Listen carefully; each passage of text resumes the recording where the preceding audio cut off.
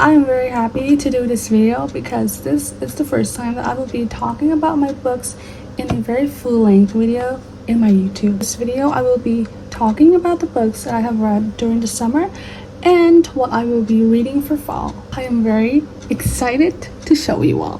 First, let me light up my candles. I have 4 candles on my table, but another one is being used as my phone stand, so I can light up only 3 of them. They all smell differently, but I only know this one. This is jasmine, and these 2 I have. Oh, this one is tube rose. If it's accurate, this is tube rose, and this one has no label, and I don't know what it smells like, but I love it.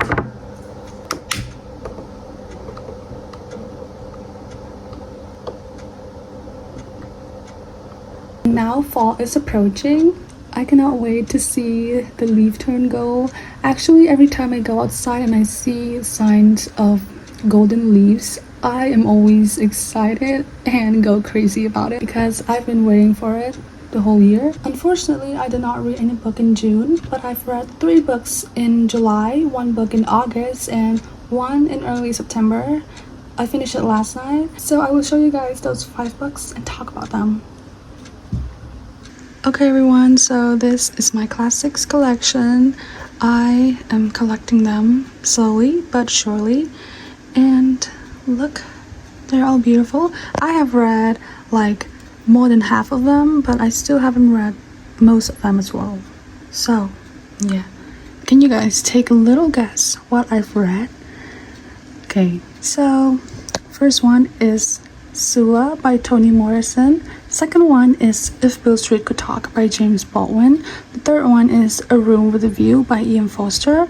The fourth one is again by Forster, Maurice. The last one is Perfume by Süskind. And they're all good books. These are the 5 books that I've read during the summer.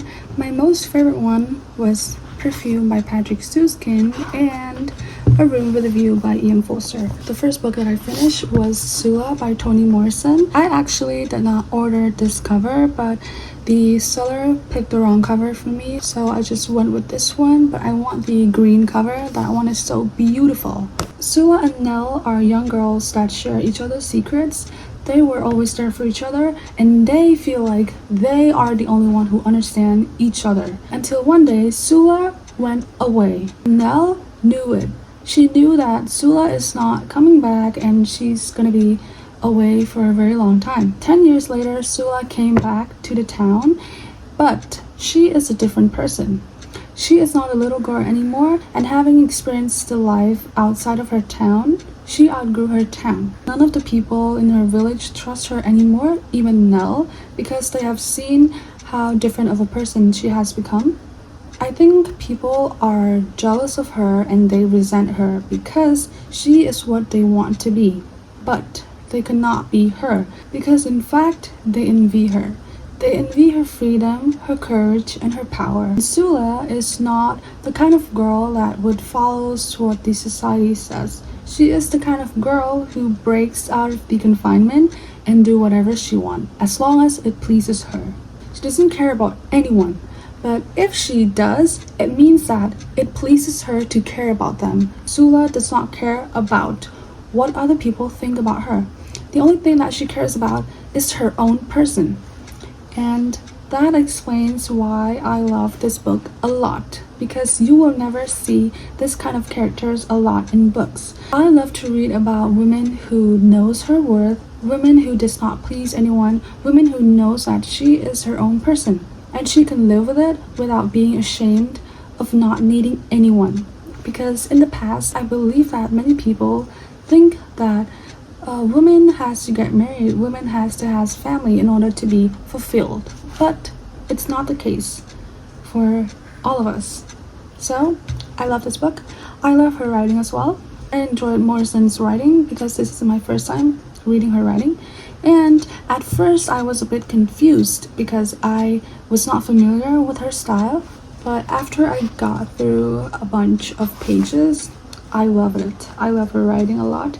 It's very profound. I can see the sequence of her writing after I got through many chapters. I'm not very good at describing authors' writing, but I can tell whether this is a good or a bad writing. Personally, I would recommend this book if you want to read something that is empowering, something that would cheer you up, something that would tell you that it's okay to be who you are and to not be confined by anything or anyone.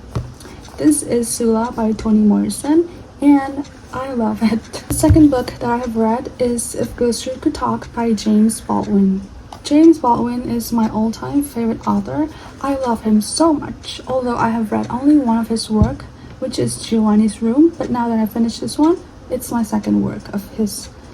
This book is very devastating, which I expected since the start, because the premise of the book is not very cheerful. I don't think James Baldwin would write any cheerful book because he was trying to convey what it's like to live during those era, which he himself has lived through. So it's understandable why his stories are mostly devastating and heart-wrenching. So this book is about two families, which is a contrast of each other. Tish is 19 and she is pregnant. To who? To her lover, Fonny. And Fonny is in jail because he is being accused of rape. After Fonny is being accused of raping a woman, he has to live in jail for many months. Tish and her family is trying to move forward and find justice for Fonny, while Tish is also being pregnant. Fonny is trying to hold on for dear life because, you know, a life in prison is very different, especially when you have already know what it's like to have freedom, know what it's like to live in the outside world. So when he is stuck in prison, he is going crazy. I think this is a very valid reaction because I would be the same. The main point of this book is that Fonny did not rape the women. Fonny was being accused because the women did not even remember who raped her. She was being asked to pick among a bunch of guys who is her raper. But she does not know who he is because she couldn't see him in the dark, but she was thinking that Fonny is the one. Because why? Fonny is black. Fonny is a black guy, so he must be the one who raped her. That is the main point of the story, because James Baldwin is trying to convey what it's like to live as a black person in the society. I could feel his rage through his writing. It was very touching.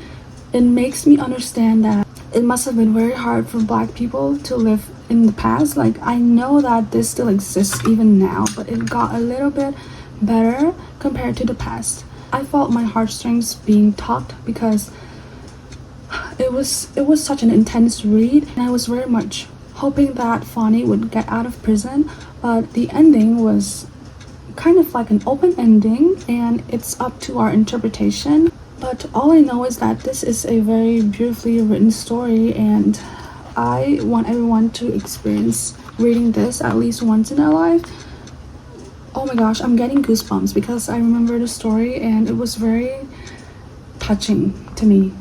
Next is the third book, which is A Room with a View by Forster. I briefly talked about this book in my other video, but I will talk about it again. To brief about this book, it's about middle-class family who is not content with their life, so they went on a trip to Italy to find out about the outside world. Lucy is the main character of this book. Her life has been mapped out for her by her family, especially her mom, but then she visits Florence in Italy with her cousin, and that is when she is being thrown off balance. And that is when she realized, oh my god, what have I been doing in my whole life? Why have I not met this kind of people? Why have I not seen this kind of places? This is what I deserve. That is what she felt when she went to Florence. There is one moment in the book that is very intense and very captivating. It happened in a whole, how do I say this? It happens when she was surrounded by flower, and that moment changes her forever. That is the key point of the book. This book has a very subtle romance, and it's very beautifully done because I was surprised and shocked to know that, oh, there's a hint of romance in this book. and it's very beautiful. The way he writes it is very simple. How the characters are built up and the story has built up is very captivating, and it's very page turning. This book is simple. It's not very grand or something to be shocked about. The ending is also not very surprising for most people. However, I love it a lot because I can relate to her character.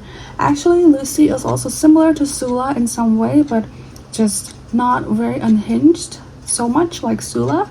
But she is also the person who does not want to be confined by the society, and I love that. I love to see female characters like this. She was engaged to a guy, but after she knows that she deserved better than this, she no longer put herself in that position. She immediately got out of it. I'm sorry if I describe it in a very uninteresting way because I'm not good at critiquing a book, but I'm trying because I want to convince you guys to read these books. They're really good, I promise you. The book that I've read in August is Maurice by Forster again, which is the same author.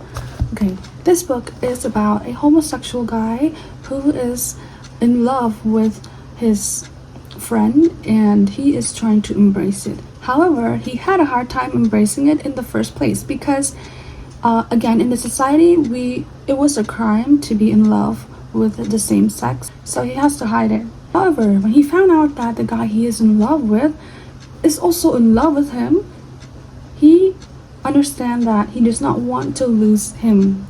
He does not want to live a life without him anymore. So that's the moment that he is trying to accept himself and admit that he is homosexual. From what I read, I think Maurice wants to show the world that he loved this person. However, he was not allowed to due to the pressure and the society, so he has to keep it a secret. In contrast, Cliff or Clive, I don't know how to pronounce his name. I think it's Cliff. Okay, Cliff is different.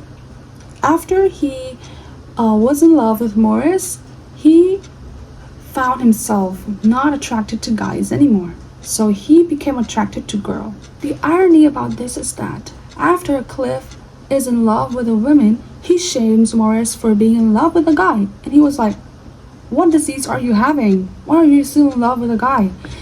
When I was reading, I was like, oh my god, that was such a hypocrite. That was very bad. If you're not in love with him anymore, you don't have to shame him for it because you were once the same person as him. And this book is divided into 4 main parts. The first part is when Maurice is trying to deny himself. The second part is when Maurice is trying to accept himself. The third part is when Maurice is being abandoned and left alone with himself. So that is when he is trying to regain back his himself. Yeah. And the last part is when he found another lover that he is willing to commit his life with, which is the last part. And this is my favorite. We compared this book with James Baldwin, Giovanni's Room. I would say that I enjoyed this one more because this one has a very heartbreaking atmosphere. I think I might review about this one in the future because this is my most favorite book this year. It's actually a privilege to read about these books, guys. So if you have the chance, just get them and read them because it's really good. Like, what can I say? It's actually good. I love it. Okay, now is the last book, which is the book that I have finished last night, and I love this one so much. It's Perfume by Süskind. What is this book about? In the slums of the 18th century Paris, Grenouille was born.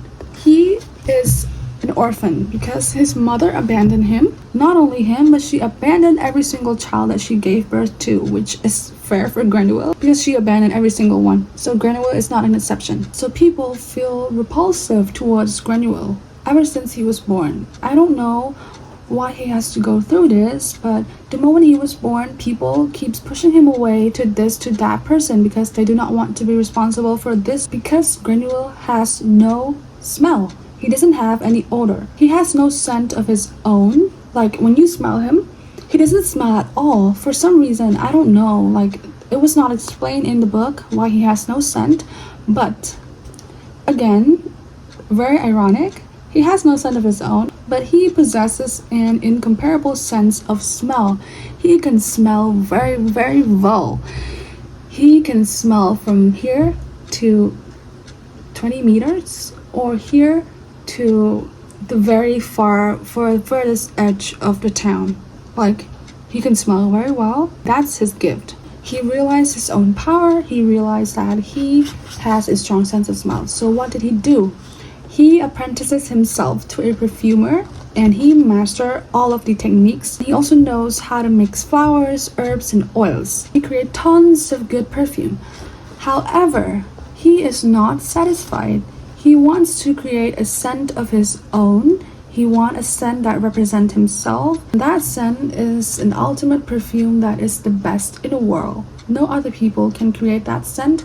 No other people would possess that scent beside him. Because again, how would people possess this scent if it's made of virgin women? He created the perfume by murdering women who is a virgin. How did he obtain the scent of those girls? That is your own decision, whether you want to read the book to find out or not. If you want to know what's going to happen to Grenouille after he murdered those women, you have to find out by yourself. Read the book. I love the ending of this book so much. I'm not sure how it could end in a better way than this. I was very satisfied and I just love it. Like, it's a very smart and creative way to end this book like this. I love Süskind's writing, although I feel like it's a bit slow paced. I was expecting the murder to happen like in half of the book, but it happened a little bit slower. So if you want to read a story that is very fast paced, I think this might not be for you. But if you truly want to know what it's about, then go for this. You will not be disappointed. I love it, and I hope you guys can give this book a try. If you are interested in reading something very weird and disturbing, go with this one. Okay, so I have talked about the 5 books that I've read in summer. Now we'll have to go to the books that I will be reading during fall. Hopefully I can finish all of them because I am excited to start new books and also new genres that I will be learning from. I will pick out the books that I want to read if I can finish all of them in fall, during fall.